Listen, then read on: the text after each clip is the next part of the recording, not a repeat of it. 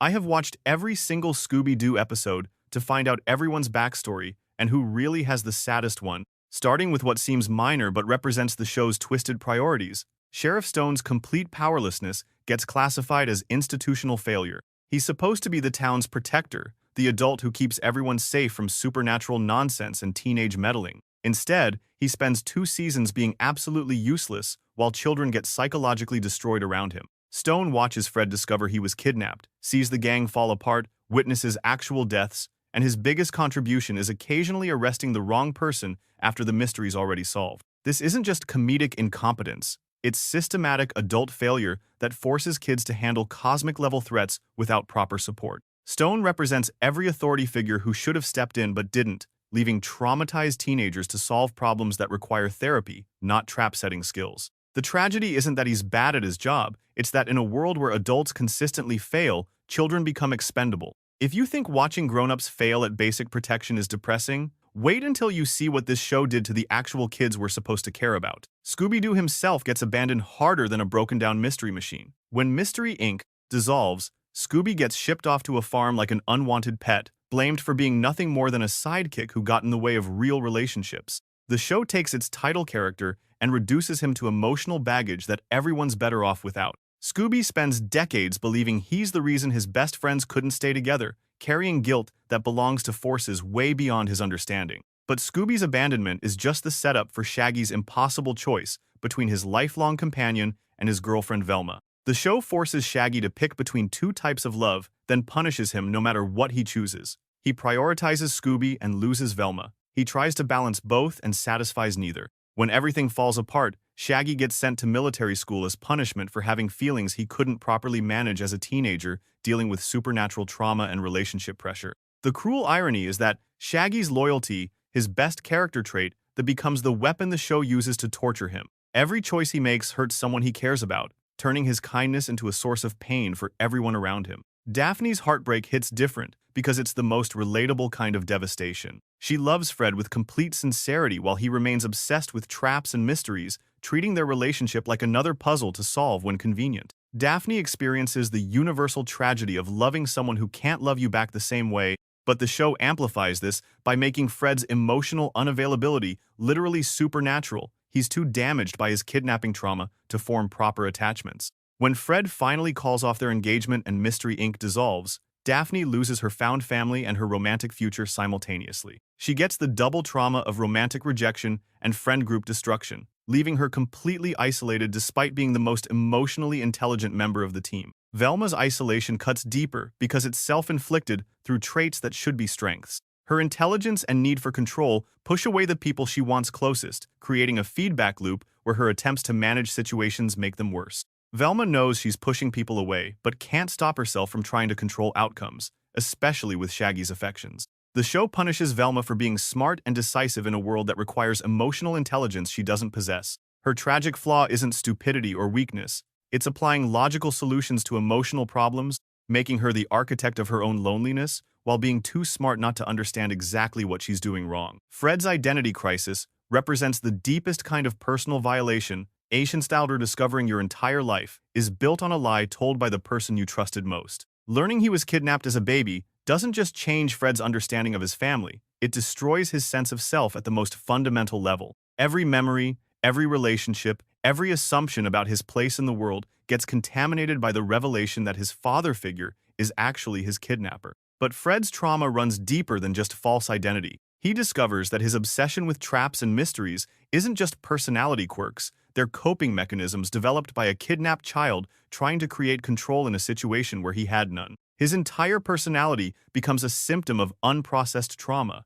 making every heroic moment throughout the series feel like a damaged kid trying to fix a world that broke him first. Those individual tragedies seem manageable until you realize they're following a template established by the original Mystery Incorporated team decades earlier. The show reveals that this exact pattern of friendship, investigation, romantic tension, and ultimate destruction has played out before, creating a cycle of generational trauma that destroys anyone who gets too close to Crystal Cove's supernatural secrets. Cassidy Williams, living as Angel Dynamite, represents the survivor's guilt of escaping a tragedy that destroyed everyone else you cared about. She spends decades in hiding, maintaining a fake identity while carrying the weight of her team's dissolution and the knowledge that she couldn't save her friends from the curse that consumed them. Cassidy's tragedy isn't just losing her team, it's living with the responsibility of being the only one who remembers what they used to be before everything went wrong. When she finally dies saving the new Mystery Inc. from the same forces that destroyed her original team, it's not heroic sacrifice. It's someone who's been carrying survivor's guilt for 20 years, finally finding a way to make her continued existence mean something. Her death represents the ultimate failure of the adults to break the cycle that keeps consuming teenagers. Marcy Fleech, better known as Hot Dog Water, gets the double trauma of childhood ostracization leading directly to adult villainy and then redemptive death. The show takes a character who was bullied for being different and shows how that early rejection creates someone willing to hurt others for acceptance and revenge. But just when Marcy finds genuine friendship with Velma and a chance at belonging somewhere, she sacrifices herself to save the team. Her tragedy isn't just dying young, sickly, it's that she finally found the acceptance she'd been searching for her entire life, only to lose it immediately after gaining it. Marcy never gets to experience what it feels like to be valued by people who matter, making her sacrifice feel less like heroism and more like the universe's final cruelty to someone who'd already suffered enough. Mayor Jones represents the most disturbing kind of parental figure and, quote, someone whose love is real but twisted beyond recognition by obsession and control. He genuinely cares about Fred while simultaneously being the source of Fred's deepest trauma. The mayor's tragedy is that his feelings for Fred are authentic, but his methods of expressing those feelings destroy everything he claims to want to protect. This creates a feedback loop where the mayor's attempts to keep Fred safe and close actually push Fred further away and put him in more danger. His corruption and criminal behavior aren't separate from his paternal feelings. They're extensions of a love so possessive it becomes indistinguishable from abuse. But here's where it gets worse, because we haven't even reached the adults who should have known better but chose destruction anyway. Ricky Owens, operating as the mysterious Mr. E, shows what happens when guilt and manipulation systematically destroy a fundamentally good person over decades. Ricky starts as Professor Pericles' best friend, someone kind enough to form a genuine bond with a talking parrot and loyal enough to maintain that friendship despite social ridicule. Then the planispheric disk's influence and his own guilt over betraying Pericles transforms Ricky into someone who wants to die but can't figure out how to do it meaningfully. He spends years trying to get the new Mystery Inc. to kill him while simultaneously helping and hindering their investigation, creating a pattern of behavior that's simultaneously suicidal and protective. Ricky's tragedy is that his guilt over past betrayals makes him incapable of forming new relationships or finding peace, turning him into someone who exists only to enable his own destruction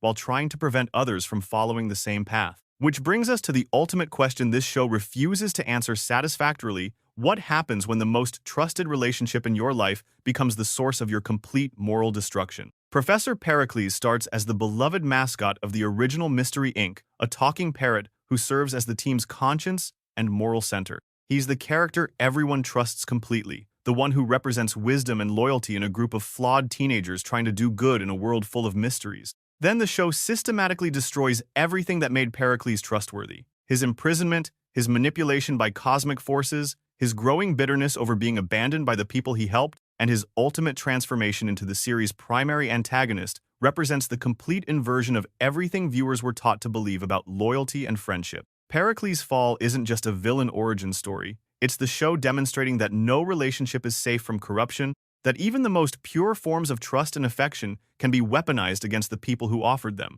When Pericles dies, killed by the same cosmic entity he'd been serving, it's not justice or redemption, it's the final confirmation that in Mystery Incorporated's universe, genuine love and loyalty are weaknesses that will inevitably be exploited until they become sources of destruction. The most devastating part isn't that Pericles becomes evil, it's that his transformation makes perfect sense given what he experienced, meaning that anyone subjected to the same pressures would likely follow the same path. The show doesn't just kill its most trusted character, it proves that trust itself is a liability in a universe designed to corrupt everything good about human connection. Here's the pattern that makes all these individual tragedies into something worse than the sum of their parts. Mystery Incorporated uses generational trauma as its central engine, showing how the same forces that destroyed the original team are actively working to destroy the new one. Every relationship, every moment of growth, every victory gets contaminated by the knowledge that this has all happened before and will probably happen again. The show creates a universe where caring about people